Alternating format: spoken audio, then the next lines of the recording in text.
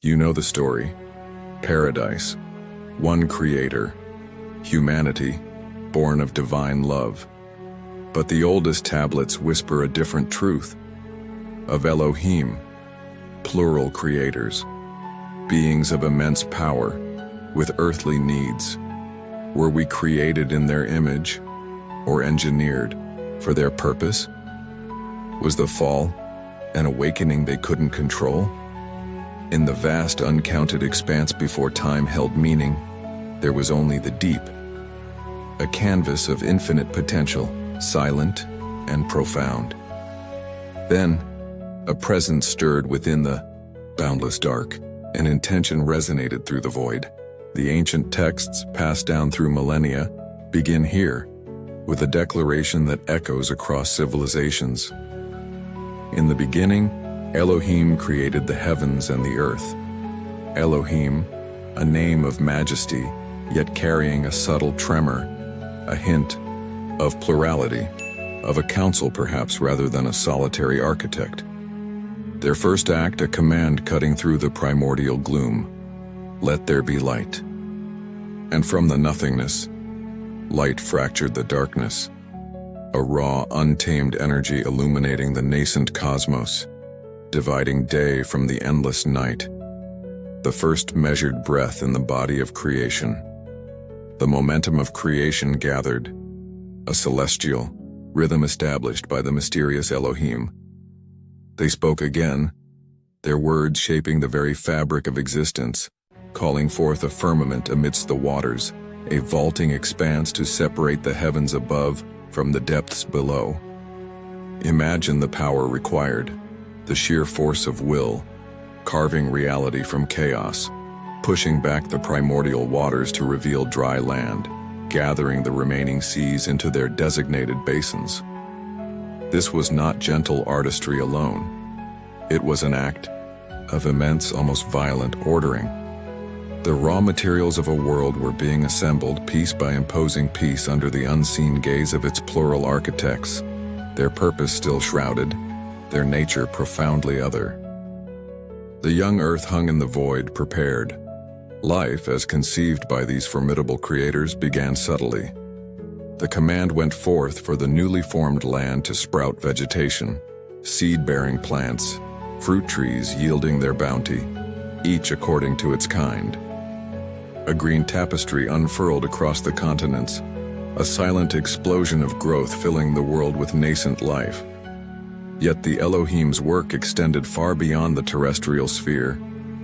They turned their attention to the celestial vault, populating the firmament with lights. The greater light to govern the day, the lesser light to rule the night, and the scattered burning points of the stars.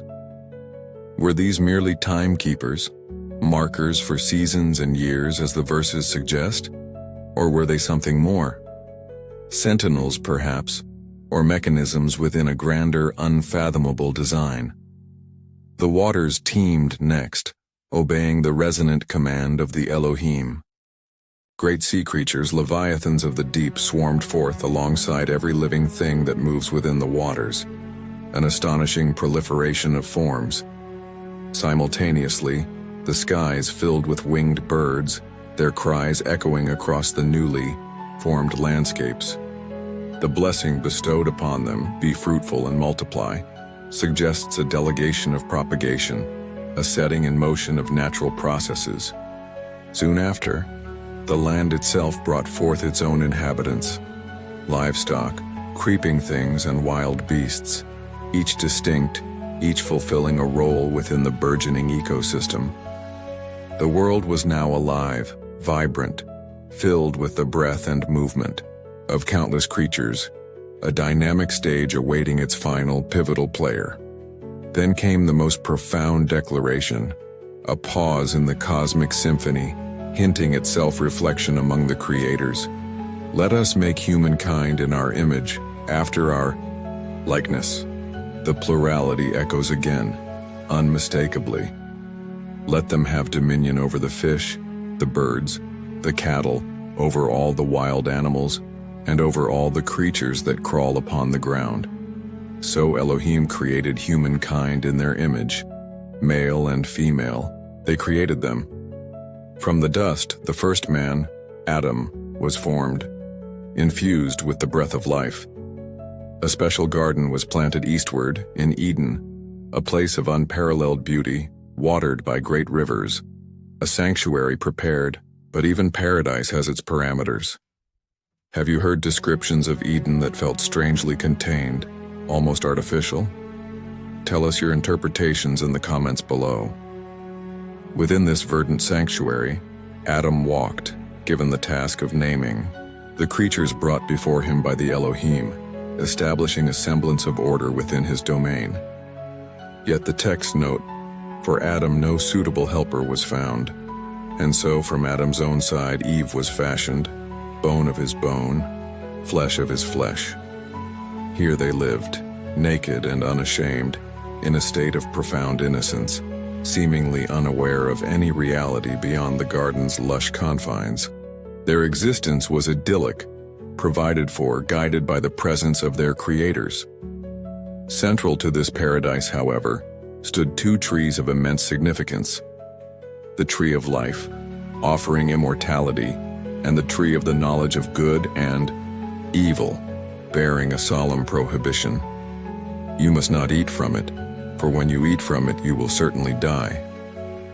But Eden's tranquility was not absolute. Another presence lingered among the trees, an entity described as more cunning than any beast of the field the Elohim had made, the Nachash, the serpent. Was this a mere reptile, imbued with unnatural intelligence? Or was it a symbol, a representative of a different kind of wisdom, perhaps even one of the Elohim themselves, cloaked in subtle form? It observed the humans, marked their simplicity, understood the power latent in the forbidden tree. With calculated subtlety, it approached Eve, not with overt aggression, but with a question designed to sow the first seed of doubt, challenging the absolute authority that governed their perfect world. The dialogue, as recorded, is chilling in its psychological acuity. The serpent's query, did Elohim really say, "You must not eat from any tree in the garden?" Subtly misrepresents the command, prompting Eve's correction but opening the door. Then comes the direct contradiction, the foundational lie, or perhaps the subversive truth: "You will not certainly die." The serpent elaborated, "For Elohim knows that when you eat from it your eyes will be opened, and you will be like Elohim, knowing good and evil." The ultimate temptation wasn't just fruit, it was godhood, forbidden knowledge, the unveiling of secrets held tightly by the creators. It was an offer of parity, a chance to transcend their designated, perhaps limited state. Eve, swayed by the promise, seeing the fruit as desirable for gaining wisdom, took a bite and gave some to Adam, who was with her. In that shared act of disobedience, a profound shift occurred. The narrative states their eyes were opened and they realized they were naked. This wasn't mere physical sight. It was the dawn of self-awareness, of consequence, of a reality far more complex and terrifying than their innocent minds had previously conceived. Shame, fear, and knowledge flooded their consciousness. And then, they heard the sound of the Elohim walking in the garden in the cool of the day. That familiar presence now inspired terror, not comfort. It felt less like a stroll, more like a patrol, an awareness that a boundary had been breached, an experiment had gone awry. The confrontation was swift, the judgment severe. Curses were laid upon the serpent, upon Eve, upon Adam. Promises of enmity, pain in childbirth, toil and struggle for sustenance from accursed ground, and the stark reminder, "For dust you are, and to dust you will return." Mortality became their inheritance. The Elohim fashioned garments of skin for them, a strangely primal act following the cosmic creation, perhaps signifying a permanent descent into the physical, the animalistic. Then came the final decisive action. Fearing humanity might also reach for the tree of life and live forever in this newly aware, potentially rebellious state, the Elohim banished them from Eden. Cherubim, beings of terrifying glory, and a flaming sword flashing back and forth were placed to guard the way. Paradise was sealed. Humanity was cast out, forever haunted by the memory of a lost beginning, forever asking, what really happened in that garden? Humanity wandered eastward from Eden, burdened by labor, mortality, and the lingering questions burning like the cherubim's sword. Generations rose and fell, empires were forged and crumbled into dust. Yet the memory of that lost paradise, that encounter with the creators, persisted, transmuted into myths, whispered in rituals, etched onto the collective soul. But the guardians of Eden kept their secrets well.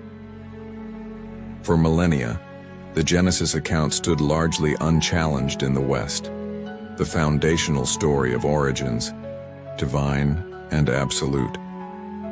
The earth kept its silence, burying the evidence beneath layers of sand and forgotten cities, waiting for a time when humanity might dare to dig, to question, to uncover the echoes of a past far stranger than imagined.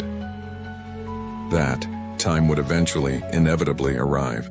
The silence began to break in the 19th century, not through divine revelation but through the gritty toil of explorers and archaeologists drawn to the desolate mounds of Mesopotamia, the land between the rivers Tigris and Euphrates. Men like Austin Henry Layard and Paul Emile Botta, driven by adventure and a thirst for historical confirmation, plunged their shovels into the ruins of ancient Assyrian capitals, Nineveh, Nimrud. They unearthed colossal winged bulls, magnificent reliefs depicting forgotten kings and brutal battles, and something even more profound, vast libraries, entire rooms filled floor to ceiling with tens of thousands of baked clay tablets inscribed with intricate wedge-shaped characters. These were the silent records of a civilization that predated many biblical events, holding secrets dormant for over 2,000 years. The challenge was immense. These tablets spoke in forgotten tongues, Akkadian, Sumerian, their cuneiform, script a complex puzzle baffling scholars. Yet the key lay etched high on a remote cliff face in Persia, the Behistun inscription. Commissioned by King Darius the Great, it proclaimed his victories in 3 languages: Old Persian, Elamite, and Babylonian Akkadian. Courageous scholars like Henry Rawlinson risked life and limb to painstakingly copy the inscriptions. By deciphering the known Old Persian, they unlocked the Babylonian script, and through it, the related languages of Mesopotamia. Suddenly, the silent libraries began to speak, revealing the history, laws, literature, and crucially, the myths of ancient Sumer, Akkad, and Babylon. The foundations of accepted history began to tremble. The first seismic shockwave hit the scholarly world in 1872.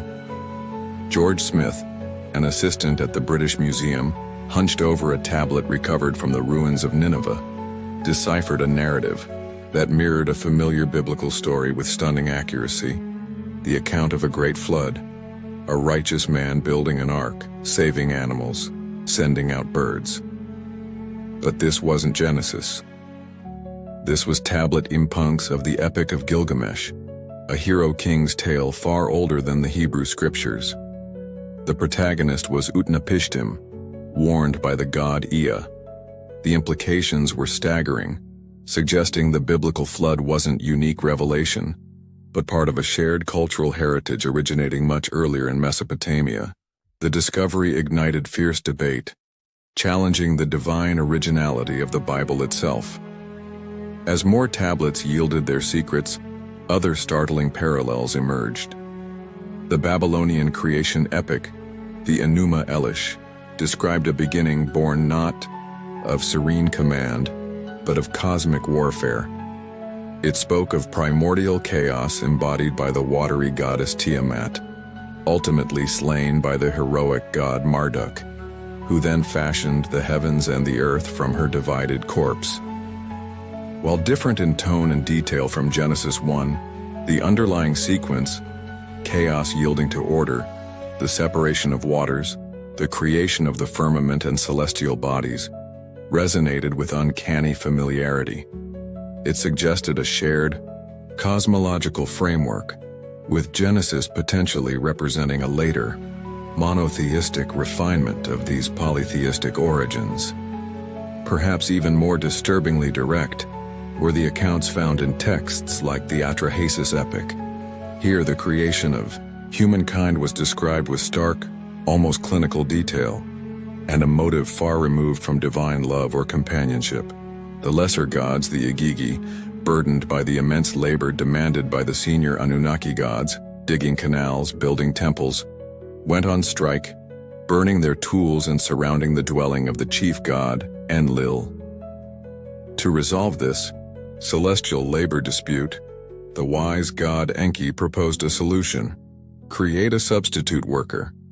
Let a primitive being be fashioned capable of bearing the workload so the gods could rest. This purpose was explicit, utilitarian, devoid of sacred mystery. The method described in Atrahasis is particularly chilling when juxtaposed with Genesis. The goddess Nintu mixed clay with the flesh and blood, the divine essence or intelligence of a slain god Geshtu-A, who was sacrificed for this purpose.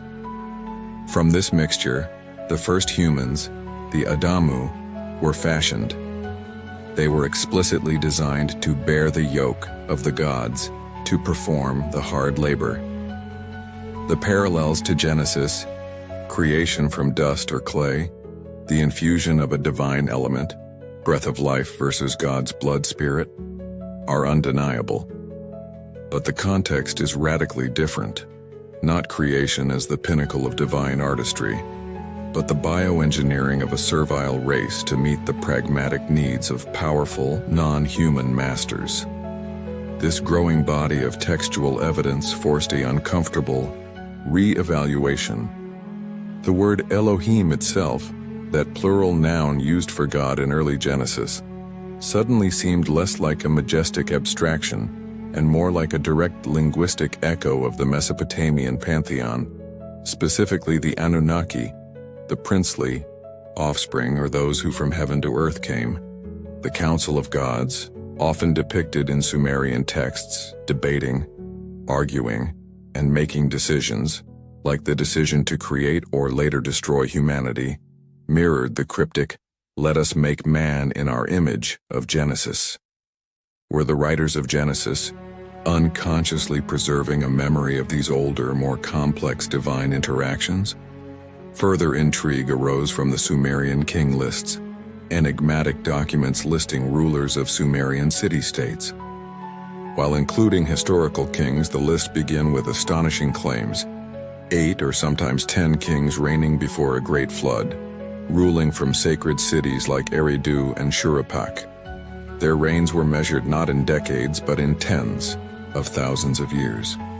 Alulim, the first king of Eridu, supposedly reigned for 2800 years, Alulgar for 36,000 years.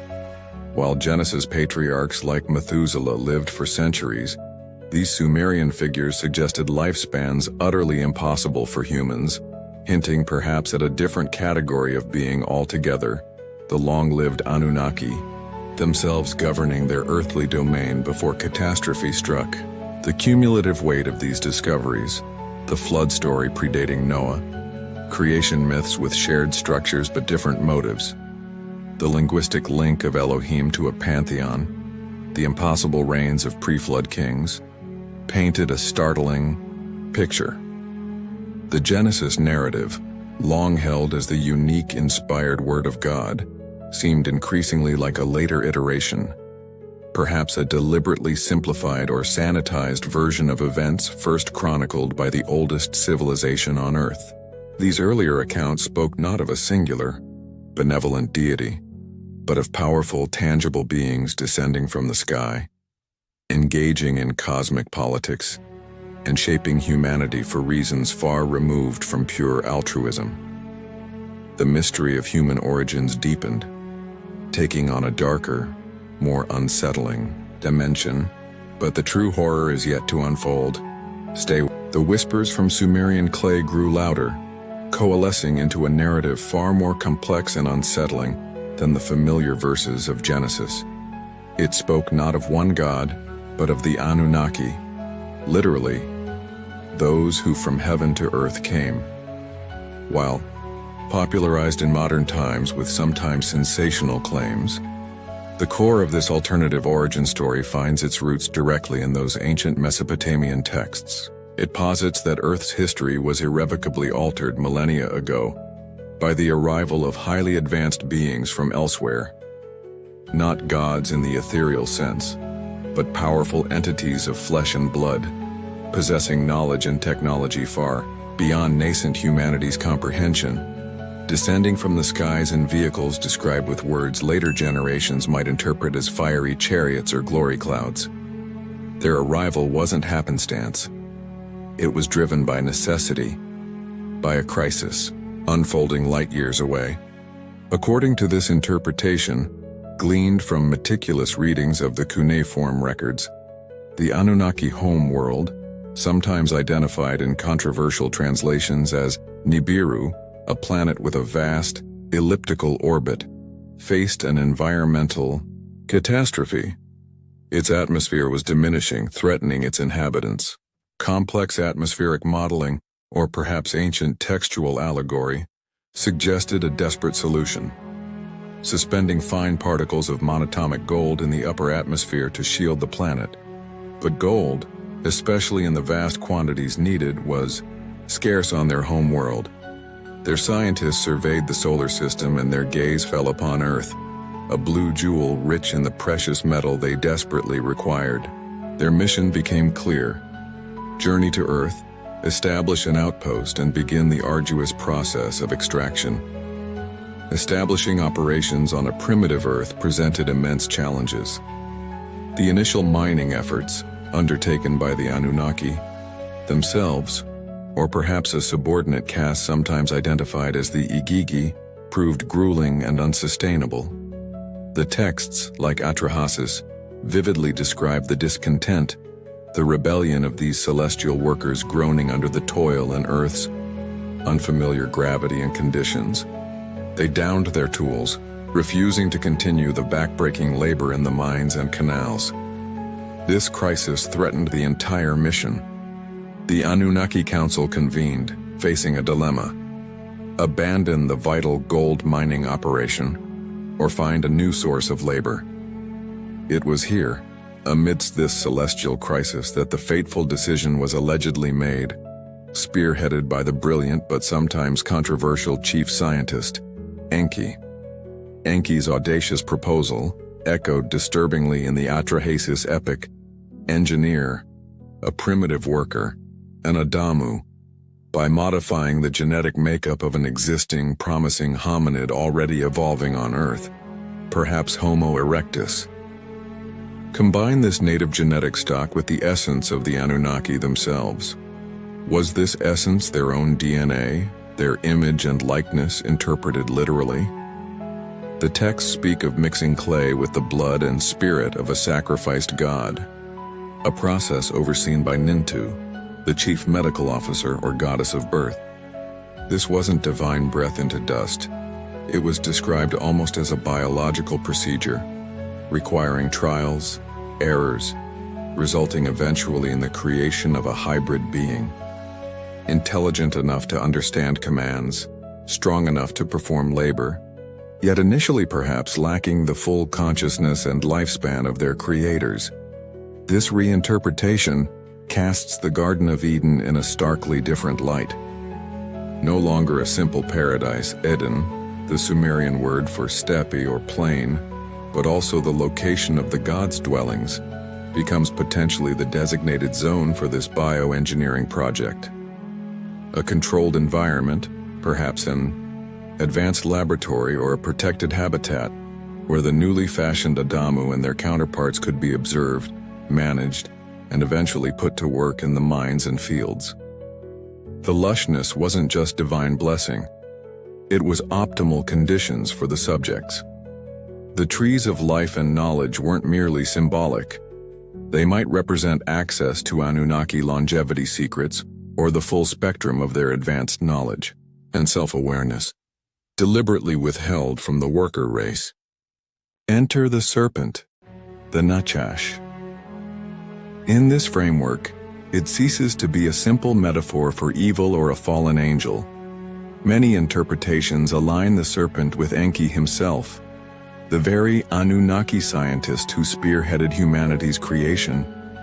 Perhaps Enki felt a paternal connection to his creation, or disagreed with the plan of perpetual servitude enforced by his half-brother and rival, Enlil, the Anunnaki commander. Was Enki acting out of compassion, intellectual curiosity, or rebellion against Enlil's strict control? His temptation transforms into an act of deliberate intervention, offering the Adamu the fruit, the catalyst, whether genetic, technological, or informational, that would awaken their latent potential, granting them the knowledge of their true situation, the self-awareness that would make them like gods. The fall thus becomes not a fall from grace, but an unsanctioned upgrade. The sudden awareness of nakedness, the shame, the fear, these are the reactions of beings abruptly realizing their manipulated status, their vulnerability, their difference from their creators. The anger of the Elohim, primarily Enlil's faction according to the theory, wasn't righteous indignation at sin but fury and fear over losing control of their workforce. The Adamu, now possessing forbidden knowledge and self-awareness, posed a potential threat. They might demand rights, cease their labor, or even seek parity with their masters. The carefully managed experiment had gone dangerously off script, thanks to Enki's meddling. The expulsion wasn't just punishment, it was damage control. This dynamic of control and rebellion, according to the theory, didn't end with Eden. The Great Flood, described in both Genesis and Gilgamesh, is reinterpreted not as universal divine punishment for human wickedness, but as a calculated decision by Enlil to eradicate the increasingly troublesome human population. Enki, disagreeing with this genocide, secretly warned his favored human, Utnapishtim Noah, providing instructions to build an ark, thus preserving the genetic line against Enlil's wishes. The subsequent survival and proliferation of humanity represented another failure of Enlil's attempts at total control, setting the stage for further conflict and intervention. The Tower of Babel narrative is similarly reframed, less about human hubris challenging heaven, more about humanity, potentially guided by lingering Enki-inspired knowledge or rediscovering fragments of Anunnaki science, attempting to rebuild a connection or capability that threatened the controllers. Was the tower, Shem in some interpretations meaning sky vehicle or name marker, an attempt at space travel, long-range communication, or harnessing energy? Its destruction and the confusion of tongues become acts of deliberate technological sabotage and societal fracturing by the Anunnaki, Enlil's faction, to prevent human unity and advancement, ensuring they remained divided, easier to manage, and cut off from their true potential and history. If these ancient echoes intrigue you, consider subscribing to delve deeper into history's hidden narratives. Therefore, the scary truth hinted at by these ancient texts and their modern reinterpretations is profound and existentially unsettling. It suggests that humanity's origins might not lie in benevolent divine creation, but in pragmatic, potentially exploitative, extraterrestrial intervention. We might be the product of ancient genetic engineering, created to serve, whose innate potential and true history have been deliberately suppressed through catastrophic events and the rewriting of narratives over millennia. The gods of our oldest stories transform from ethereal deities into tangible, powerful beings with agendas, conflicts, and a direct manipulative hand in the very genesis of Homo sapiens. We are left gazing into a historical abyss, questioning the very foundations of our identity and purpose.